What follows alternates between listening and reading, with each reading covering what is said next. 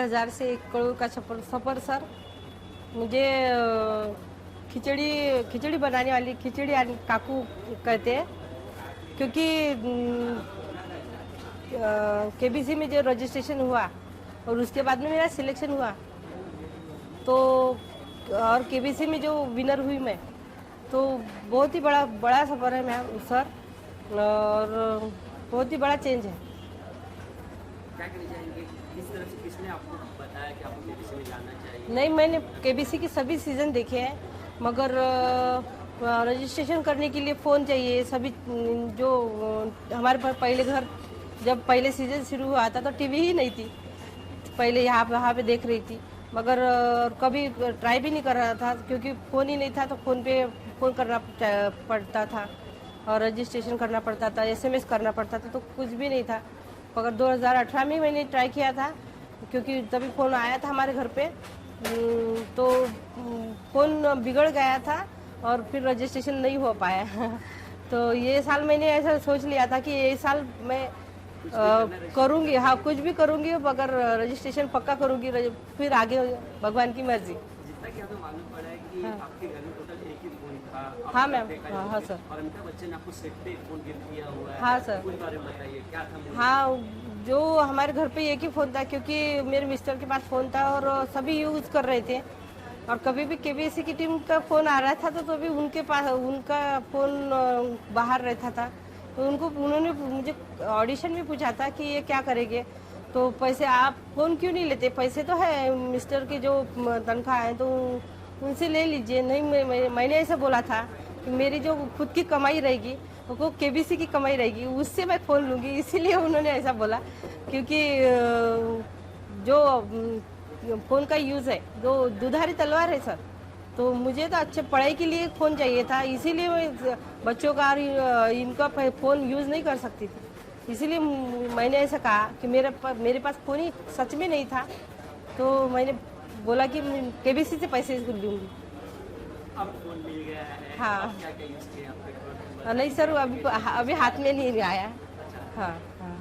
Okay, जब आपको घर पे मालूम पड़ा आपके घर पे कि आप सेलेक्ट हो गई हैं, हाँ। उसके बाद में 1 करोड़ भी जीत गए, क्या रिएक्शन था लोगों का और घर वालों का? जब भी सिलेक्शन हुआ, जो ऑडिशन के लिए सिलेक्शन हुआ, तभी मुझे ऐसा लगा, उनको लगा कि ये अब आगे तक जाएगी, क्योंकि उनको कॉन्फिडेंस था, बच्चों को भी पता था कि अपनी मम्मी कितनी पढ़ती है।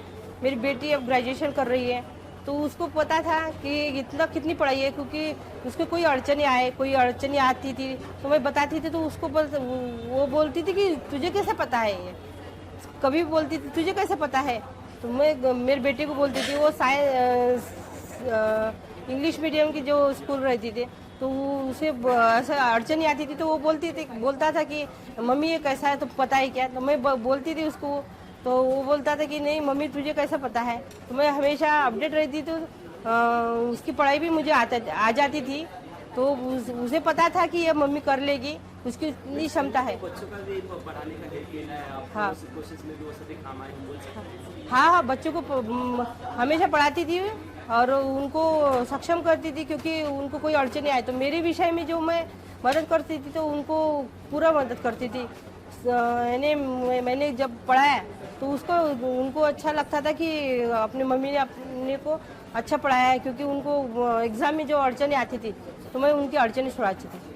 अब क्या रिएक्शन आ रहे हैं? अब लोगों के फोन आ रहे हैं? बहुत ही खुश है। हमारे गांव में तो त्यौहार जैसा वातावरण है, मेरे ससुराल में भी त्यौहार जैसा वातावरण है, और पूरे अमरावती ज़िले में और महाराष्ट्र में पूरे त्यौहार जैसा है।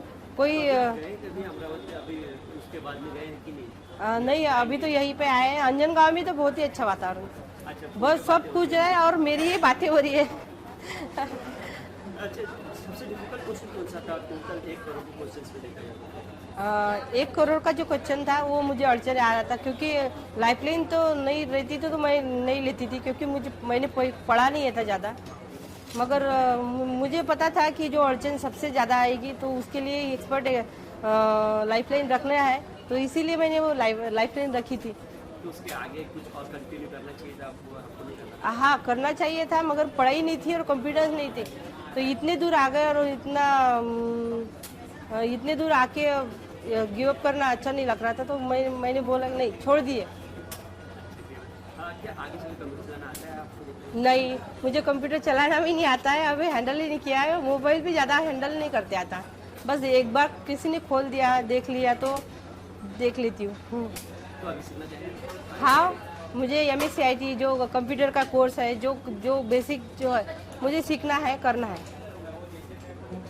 अमिताभ बच्चन से जब मिले आप, उस वक्त क्या रिएक्शन था आपका जब देखे, क्योंकि आप मैंने- उसके सारे हाँ। सारे सीजन फॉलो किए हैं, हाँ। सामने बैठे हुए, हाँ, हाँ। उस वक्त क्या क्या माइंड में क्या चल रहा था, दिमाग में? वो अद्भुत है, और वो अद्भुत है। उनको देखकर ऐसा लग रहा था कि बाप रे, कितनी एनर्जी, इतनी एनर्जी से काम करते हैं, इतनी इतनी उम्र हो गई है, और हम तो इतनी इतनी एनर्जी से हम काम नहीं कर सकते। तो उनकी एनर्जी देखकर ही मुझे ऐसा लग रहा था, कॉन्फिडेंस फील हो रहा था कि बहुत बहुत अच्छा है, तो अपन ये कर सकते हैं, इतनी उम्र हो के भी तो अपन क्यों नहीं कर सकते। तो मुझे कॉन्फिडेंस फील हो रहा था।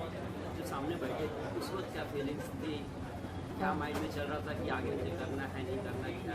नहीं, सामने हाँ, नर्वसनेस थी फास्टर फिंगर फर्स्ट तक, क्योंकि मुझे कंप्यूटर हैंडल नहीं करते आता था, सवाल आता था मगर क्लिक नहीं हो रहा था।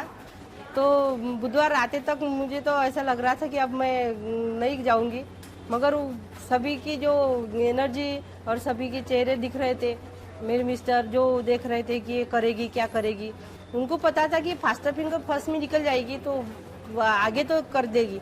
तो वही मेरे लिए कठिन था, और फिर कोई अड़चन नहीं आई। 1 करोड़ का क्या करना है? 1 करोड़ काफी बड़ा अमाउंट होता है। हाँ सर, तो उसे क्या करना है उसका? हाँ, सभी समझदारी से खर्च करनी है, क्योंकि मुझे पहले से शिवालय बनाना है। जो हमारे गांव में शिवालय जो है पहले था तो गिर गया है, और वो छोटे से जगह पे वो मूर्तियाँ रखी है।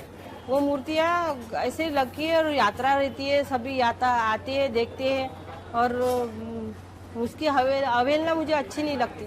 तो मुझे पहले वो शिवालय बनाना है, और जो शिवरात्रि महाशिवरात्रि रहती है तब तक वो कंप्लीट करना है। और क्या करना है? हाँ, बच्चों की सिक्योर लाइफ सिक्योर करनी है, उनकी अड़चनी छुड़ानी है, क्योंकि उनको जो अड़चनी आएगी तो आगे तो पढ़ाई के लिए तो पैसा बहुत लगेगा, और कोई भी उनकी ज़रूरतें रहेगी तो वो छुड़ा देंगे। और जो मिस्टर को मेरे मिस्टर को जो अभी तक जो कष्ट किए, तो उनकी कष्ट दूर करना चाहूँगी। कुछ आगे से कुछ बिजनेस प्लान है, बिजनेस करना चाहेंगे? नहीं, अभी तो कुछ सोचा नहीं है, मगर जो भी करूँगी पैसे वेस्ट नहीं करूँगी। अच्छा, अगर इंडस्ट्री कुछ ऑफर है काम करने में, करना चाहेंगे? नहीं, मेरा जो खिचड़ी का काम है वो तो करूँगी, और मुझे सेल टैक्स इंस्पेक्टर बनना है। तो जो मैं कॉम्पिटिटिव एग्ज़ाम के पहले तैयारी कर रही थी, तो वही कंटिन्यू करना है मुझे। क्या कहना चाहेंगे लोगों को, और जो औरतों को जो अंडर एस्टिमेट करते हैं, देखा जाए, उन्हें क्या मैसेज देना चाहेंगे? हाँ, मैं औरतों को ऐसे बोलना चाहूँगी, कोई भी काम छोटा बड़ा नहीं है। आप घर में बैठते हो, सब जो मेहमान आते थे उनको भी खिला नहीं सकते हो, तो हम कितने बच्चों को खिलाते हो और प्रेम से खिलाते हो। तो अच्छे से कोई भी सबकी रिस्पेक्ट करनी चाहिए। कोई भी काम हो, कोई छोटा बड़ा नहीं होता है। तो और बच्चों के लिए बच्चों की इधर ध्यान देना चाहिए, क्योंकि उनका भविष्य अपना भविष्य है। उनका भविष्य बन जाएगा तो अपनी इतनी कमाई है माता पिता की कि अपने बच्चे सिक्योर रहे और अच्छे रहे। तो उनका भविष्य बनने के लिए माँ को ज़्यादा ध्यान देना चाहिए। आज भी गाँव में लोगों हाँ। को ये मेंटालिटी है हाँ। कि औरतें बाहर नहीं जानी चाहिए, घर में रहनी चाहिए, उनके लिए क्या कहना है? नहीं, वो तो बहुत ही गलत बात है, क्योंकि घर में भी जो औरतें रहती है तो वो भी घर का काम जिम्मेदारी संभालती है, तो तभी जो घर का ये है जेंट्स है वो वहाँ पे बाहर जा सकता है, क्योंकि उसको पता है कि ये घर संभाल लेगी, कर लेगी। तो वो भी 2 जिम्मेदारी पहले ही निभाती है, और उसकी क्षमता है तो वो बाहर भी जाएगी तो करेगी, तो वो भी अच्छे ही करेगी, क्योंकि जो हाउसवाइफ है कुछ भी कर सकती है।